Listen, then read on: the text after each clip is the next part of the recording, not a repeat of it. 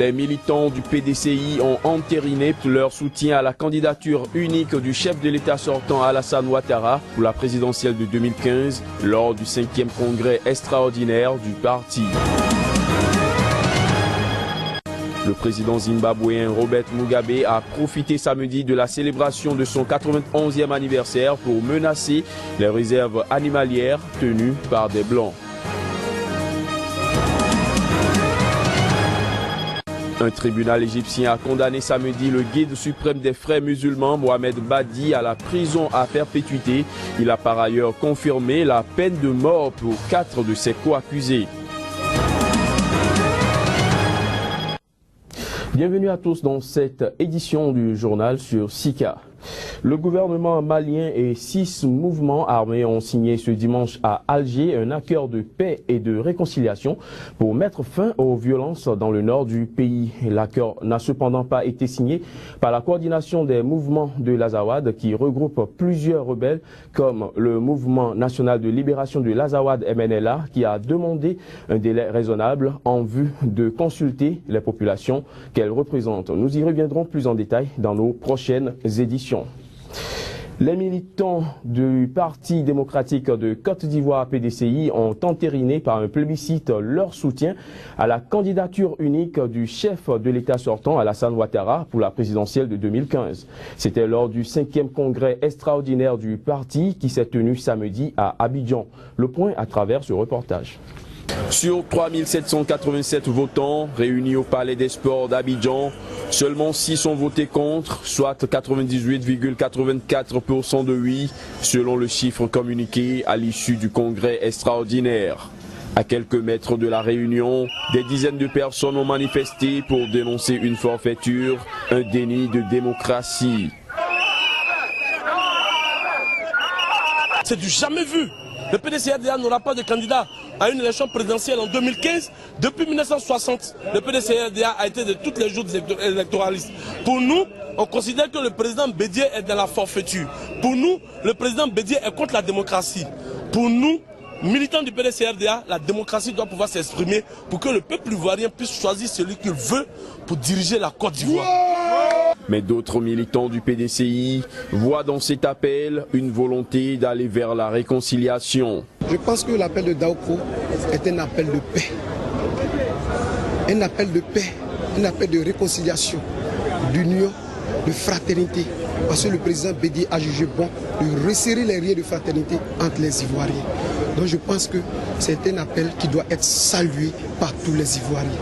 Saluant ce soutien à un appel historique, Henri Konan Bédié a fait savoir qu'un héritage politique comme le PDCI ne saurait être bradé.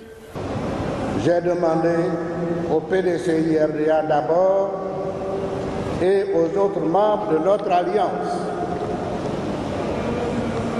de se mettre en mouvement pour soutenir le président Alassane Ouattara pour ce second mandat. Nous continuons notre combat pour la stabilité de la Côte d'Ivoire, pour son union et sa cohésion. Toutefois, nous ne perdons pas de vue l'alternance politique de 2020 qui doit ramener le PDCI au pouvoir d'État. En septembre dernier à Daoukro, Henri Konan Bédié a fait allégeance à Alassane Ouattara, lui promettant qu'il serait le candidat unique de la majorité. Mais jeudi dernier, 4 ténors du PDCI avaient rejeté la candidature unique du chef de l'État sortant, qualifiant cet appel d'irrecevable. Robert Mugabe, le président zimbabwéen, a profité samedi de son 91e anniversaire pour menacer les réserves animalières tenues par des Blancs. Dans les années 2000, on se souvient, sa réforme agraire a été utilisée par la violente éviction de milliers d'agriculteurs blancs. Les détails. Au cours d'un discours prononcé devant ses partisans à l'occasion de la célébration de ses 91 ans à Victoria Falls, l'homme qui dirige le Zimbabwe depuis l'indépendance en 1980 a déclaré la guerre aux chasseurs blancs. Alors que les États-Unis maintiennent des sanctions contre le régime de Mugabe, Ils permettent, d'après le président, à leurs ressortissants de chasser des trophées au Zimbabwe. Beaucoup de safaris, très peu sont africains. La plupart sont blancs. Nous allons désormais envahir ces forêts. Cette critique de Robert Mugabe survient alors qu'il a pour la première fois admis dans une interview jeudi des erreurs dans sa réforme agraire meurtrière des années 2000. Il avait alors admis avoir redistribué des fermes trop grandes à des agriculteurs noirs, sous-équipés et mal formés. Soulignant que la chasse rapporte une centaine de millions de dollars par an et fait vivre 800 000 familles au Zimbabwe. L'interdiction par Washington de l'importation de produits en ivoire a cependant fait baisser le chiffre d'affaires de la filière de 30% l'an dernier, selon l'Association des opérateurs de safari local. L'Union européenne a récemment allégé ses sanctions imposées depuis 2000 en raison des atteintes aux droits de l'homme et des tricheries électorales contre le régime zimbabwéen. Mais les États-Unis, quant à eux, refusent d'en entendre parler. Les habitants du Lesotho étaient aux urnes hier samedi. Ils étaient appelés à renouveler leur parlement pour rétablir un gouvernement stable 6 mois après une tentative de coup d'État militaire qui a ébranlé ce petit royaume d'Afrique australe. Reportage. La mission d'observation électorale de la SADC, la communauté de développement de l'Afrique australe, a indiqué que l'atmosphère politique et la situation sécuritaire permettaient la tenue des élections comme prévu au Lesotho. Le 28 février, 475 policiers des pays membres de la SADC doivent contribuer à sécuriser le scrutin, tandis que l'armée du pays sera confinée dans les casernes. Pays montagneux de 2 millions d'habitants, le Lesotho est une monarchie parlementaire totalement enclavée en territoire sud-africain et qui fait d'ordinaire peu parler d'elle. Ce pays est déstabilisé depuis un coup d'État militaire manqué le 30 août dernier, dont le Premier ministre Thomas Thabane, en fonction depuis 2012, était la cible. Et le climat politique reste empoisonné par des rivalités entre l'armée et la police. Des législatives sont donc prévues le 28 février, de l'échéance normale pour crever l'abcès. La SADC condamnerait toute activité qui pourrait compromettre la tenue d'élections pacifiques, libres et équitables. Rappelons qu'en 1998, des violences post-électorales avaient poussé le premier ministre du Lesotho, Pakalita Mosisili, à faire appel à des militaires sud-africains. Le massacre qui s'en est suivi avait fait quelques 50 morts parmi les civils et 8 chez les soldats sud-africains, tandis qu'une grande partie de Maseru était partie en fumée. Au moins 14 personnes ont trouvé la mort dans des inondations vendredi à Antananarivo. Des inondations provoquées par des pluies torrentielles durant la nuit. Les images. 14 morts et plus de 24 000 sans-abri, c'est le bilan publié par le Bureau national de gestion des risques et des catastrophes. Une évacuation de plusieurs quartiers de la ville basse avait été entreprise vendredi matin à Antananarivo, la capitale malgache. Le Premier ministre s'est rendu immédiatement sur place aux premières heures de la matinée, alors que des vedettes rapides de la protection civile continuaient d'évacuer des sinistrés. 3 rivières traversant l'agglomération d'Antananarivo et certaines digues empêchant l'eau de se déverser vers la partie basse de la ville, notamment près des rizières, ont cédé. Des dizaines de maisons se sont également écroulées. Par ailleurs, les inondations ont provoqué des coupures d'électricité à Antananarivo. Madagascar est régulièrement frappé par des intempéries qui font des dizaines de morts. Le pays, qui est sorti il y a 1 an à peine d'une longue crise politique qui a mis l'économie à genoux, est l'un des plus pauvres d'Afrique. La population mal nourrie et très mal logée est particulièrement exposée pendant l'été austral, la saison des tempêtes et des cyclones. Antananarivo s'est historiquement bâti sur des collines, mais avec le développement de la ville, les nouveaux habitants arrivés des campagnes se sont installés dans les bas quartiers, souvent remblayés mais cernés de rizières. Rappelons que le 27 janvier, le gouvernement avait décrété une journée de deuil national en mémoire des 68 morts fauchés par une tempête tropicale Shedza qui a touché plusieurs régions du pays. En Égypte, un tribunal a condamné samedi le guide suprême des frères musulmans, Mohamed Badi, à la prison à perpétuité. Ce tribunal a par ailleurs confirmé la peine de mort pour 4 de ses co-accusés dans un procès pour meurtre de manifestants. Le guide suprême des frères musulmans en prison pour le restant de sa vie. Ainsi en a décidé samedi un tribunal égyptien qui a reconnu Mohamed Badi coupable entre autres de meurtre et d'incitation au meurtre. Plusieurs autres hauts dirigeants des frères musulmans qui sont déjà derrière les barreaux ont écopé de la même peine.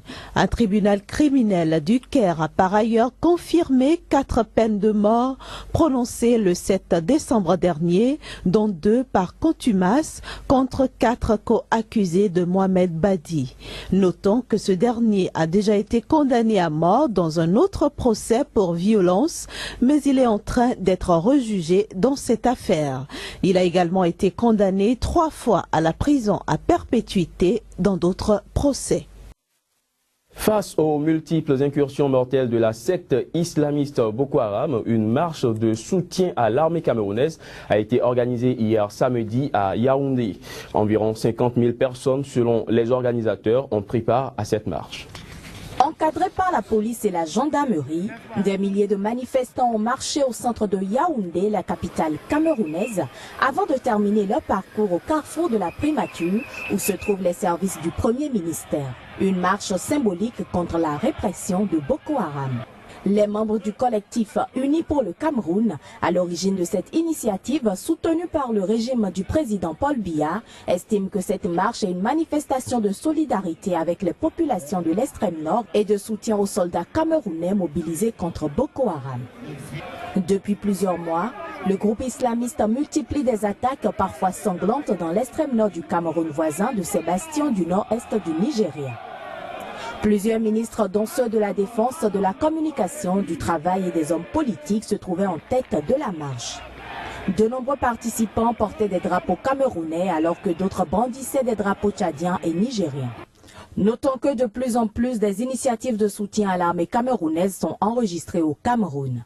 Ainsi, vendredi, les chefs traditionnels du département des Bambouto dans l'ouest du pays ont remis au ministre de la Défense une enveloppe de 22 millions de francs CFA, environ 30 000 € pour aider les soldats au front. Les troupes camerounaises engagées contre Boko Haram vivent parfois dans des conditions difficiles. Ils se plaignent du manque d'eau, de matelas pour dormir et d'absence de primes dans certaines unités notamment. La police népalaise a fait usage samedi à Katmandou de gaz lacrymogène et de canons à eau pour disperser quelques 35 000 manifestants de l'opposition. Ces derniers protestaient contre le recours envisagé à un vote sur une nouvelle constitution. Reportage. À travers des slogans, les manifestants exigeaient une nouvelle constitution fondée sur un consensus et non un vote. Selon un témoin, des affrontements ont éclaté lorsque des manifestants ont tenté de pénétrer dans une zone interdite près du Parlement. Les contestataires ont jeté des pierres aux forces de l'ordre qui ont répliqué avec du gaz lacrymogène. 24 personnes ont été admises dans des services avec des blessures d'après un médecin à l'hôpital de Kamandou. Au dire du chef de l'opposition maoïste, Poufpa Kamal Daal, de nouvelles manifestations auraient lieu si les députés ne renonçaient pas à la perspective d'un vote et ne retournaient pas à la table des négociations. Les principaux partis népalais étant en désaccord sur des points cruciaux, ils ne sont pas parvenus à trouver un accord sur une nouvelle constitution. La volonté du gouvernement de recourir à un vote a provoqué des protestations, y compris au Parlement, aggravant les désaccords entre les partis au pouvoir et l'opposition. Aucune date n'a cependant été fixée pour le vote sur la Constitution censée parachever le processus de paix amorcé en 2006 avec l'entrée sur la scène politique de la guérilla maoïste et la fin de l'insurrection qui a fait 16 000 morts. Ce sera tout pour cette édition, mesdames, messieurs. Merci de nous avoir suivis.